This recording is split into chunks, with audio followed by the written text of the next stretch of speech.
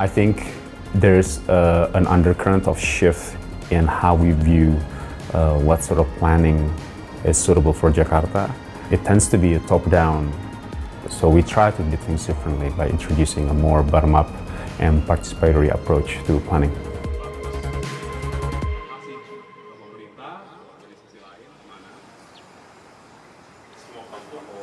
My name is Kamil. I'm an architect.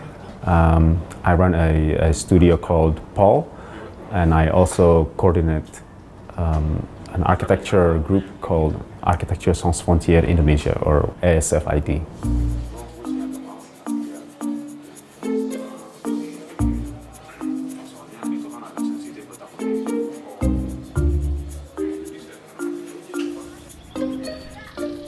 We are in Tongkol. This is an urban village in north of Jakarta. And this area was once threatened by eviction, but the residents have pulled together to come up with an alternative vision for their existence to remain in this area.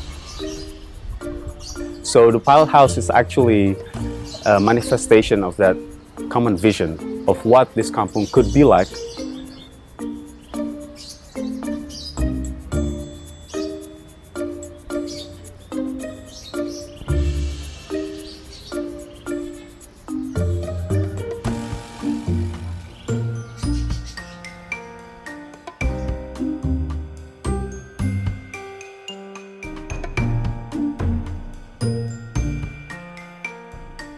What's quite interesting for us architects was the idea of participatory method.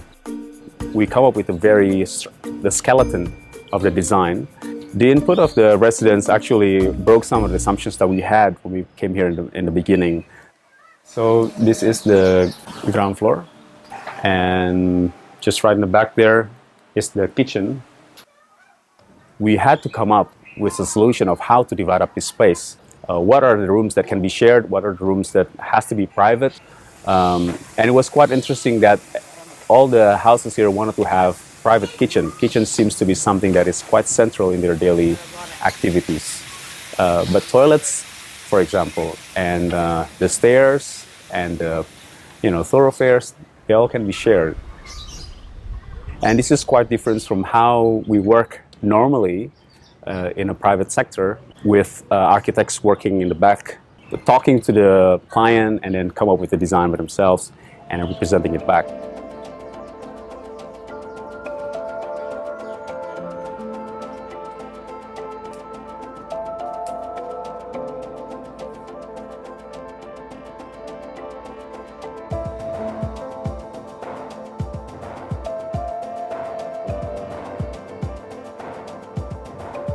I just think there's a lack of actual consultations with the residents that live on the riverbanks and what to do about them.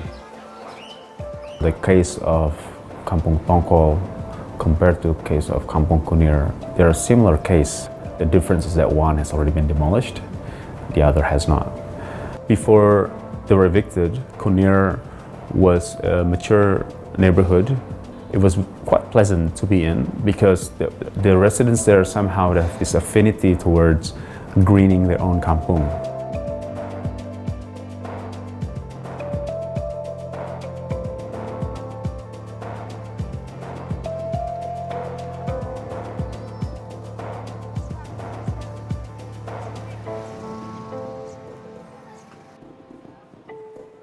When I work in Tongkol, in other settlements as well, honestly, it's quite fun.